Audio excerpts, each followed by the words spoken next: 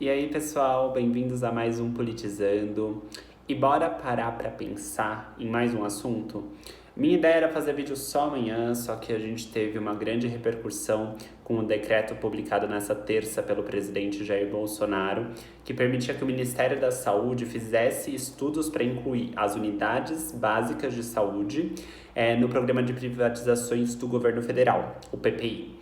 O objetivo, segundo eles, era avaliar as parcerias público-privadas para modernização, construção e operação das UBSs. Só que acabou dando uma repercussão bem grande, de modo geral, em razão da possibilidade de uma privatização, mesmo que segmentada e específica em uma parte de algo que é hoje o SUS, que é o Sistema Único de Saúde. E essa repercussão foi muito forte nas redes sociais. Entraram pessoas públicas, desde jornalistas até artistas, cantores, atores e várias pessoas diferentes. E com isso, hoje, dia 28/10, na quarta, um dia depois, praticamente 24 horas depois, o presidente disse que está anulando o decreto, que não vai mais acontecer. E muita gente teve dúvida, eu vi, na verdade, nas redes sociais pessoas perguntando por que isso poderia ser ruim, por que as pessoas estavam falando, defenda o SUS ou coisa do tipo. E como a ideia aqui desse projeto é exatamente não só noticiar, falar sobre a notícia, mas analisar, vamos falar um pouquinho sobre o SUS e fazer essa análise. Basicamente, o que é o SUS, né? Porque muita gente olha e fala, não, são os hospitais públicos, são as UBSs, e isso é o SUS. E na verdade não, né? O SUS ele é muito mais amplo do que apenas isso. Então, só para vocês terem ideia, eu separei aqui alguns pontos para citar, para você ver como o SUS é gigante, né? Principalmente quando a gente fala numa esfera federal, de um país inteiro, de 27 estados, 26 estados e o Distrito Federal, sendo mais específico, e em um país com mais de 200 milhões de pessoas. Então, a vigilância sanitária é parte do SUS, o controle de alimentos e água potável, se você tem água potável na sua casa, é parte do SUS. Urgências, né? Então, preciso chamar a ambulância, preciso chamar o SAMU por alguma razão. Seja uma pessoa passando mal em casa, seja um acidente na rua, SUS. Transfusão de sangue, hemocentros de modo geral.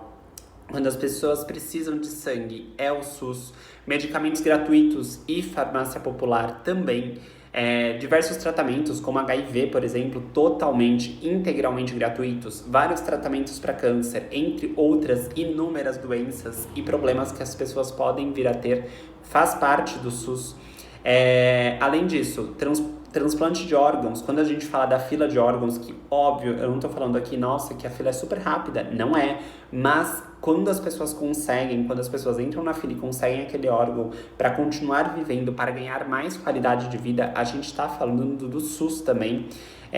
Toda a parte referente à vida sexual, DIU, anticoncepcional, preservativos, tanto masculino quanto feminino, tudo isso que as pessoas conseguem de graça no posto de saúde ou em pontos de entrega, né, de distribuição, é o SUS que faz, tá? Então, para vocês terem ideia de como é gigante. E, além disso, algo que nos impacta diretamente, campanha de vacinação, que tem todo ano, né? Óbvio que para públicos diferentes. Se seu filho, se seu irmão tomou vacina de graça, foi por causa do SUS. E eu queria destacar, eu anotei aqui os princípios do SUS, que eu acho muito importante para a gente entender o quão gigante é essa estrutura. Os princípios são a universalidade, então a saúde é um direito de todos, a garantia da atenção à saúde por parte do sistema a todo e qualquer cidadão. Aí a gente tem a integralidade, até gaguejei aqui um pouco para falar, que são as ações de saúde devem ser combinadas e voltadas para prevenção, promoção e reabilitação quando necessário. E nós temos a equidade, que nada mais é, vou até pôr aqui um pouquinho pro lado, porque né, não vou parar de gravar, porque não tô editando meus vídeos, mas tá tudo bem. Oferecendo mais a quem precisa mais, procurando reduzir as desigualdades.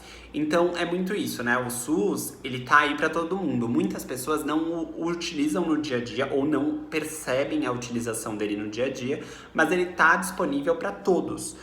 E isso é muito importante. Isso passa a ser necessário a partir do momento em que você fica doente, em que você não tem um plano de saúde. E a gente fala, tem um dado, fui pesquisar sobre isso para trazer para vocês, que em torno de 80% da população brasileira depende integralmente do SUS. Quer dizer que é uma pessoa que não tem plano de saúde, é uma pessoa que não tem como pagar alguma consulta particular, seja num exemplo como doutor consulta, seja pagar um plano mesmo e aí fazer as consultas, fazer os exames.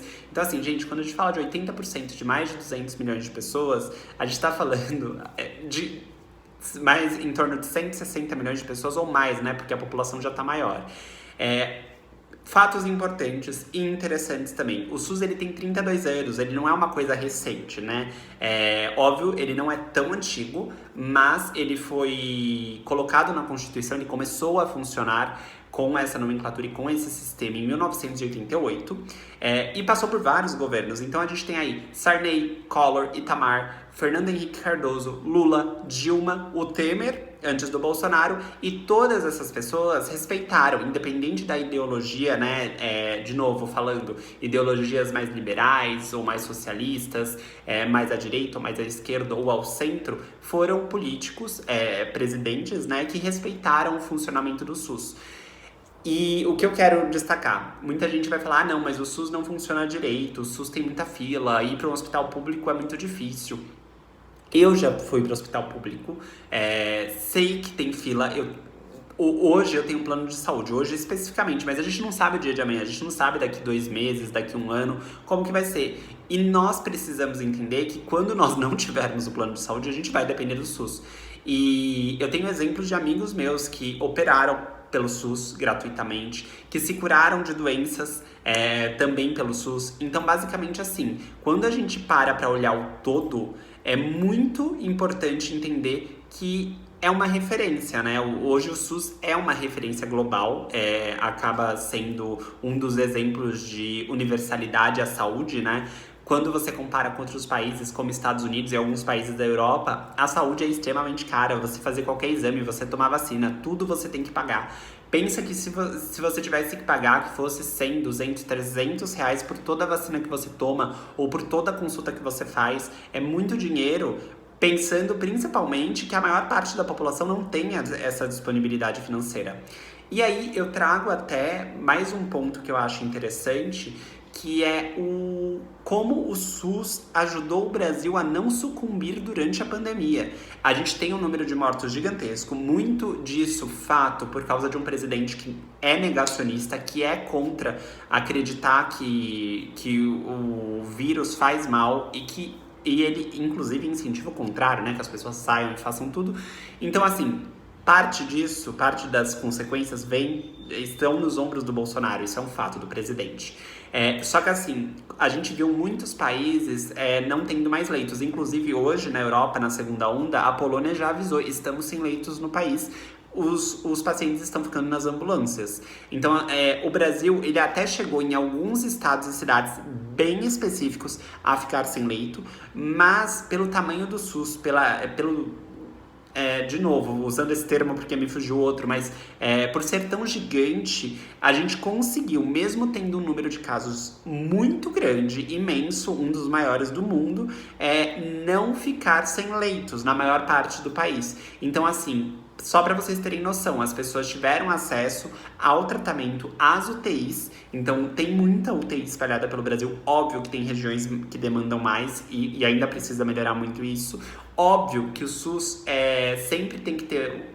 O político que estiver no poder tem que olhar para essa parte de saúde pública e analisar e tentar melhorar. Só que quando você pensa em privatizar algo e levantar a possibilidade de que as pessoas passem a pagar, por mais que em teoria, esse não é o intuito de início, você abre uma porta. Por isso que teve todo esse boom, teve toda essa repercussão e as pessoas passaram a dizer, não, vamos defender o SUS, não queremos isso. E aí o Bolsonaro deu pra trás, como ele costuma fazer quando acontece alguma coisa assim. Esse é o vídeo de hoje, tô com tempo, ó, ali no limite. Espero que vocês tenham gostado. Logo mais tem mais. Fica bem.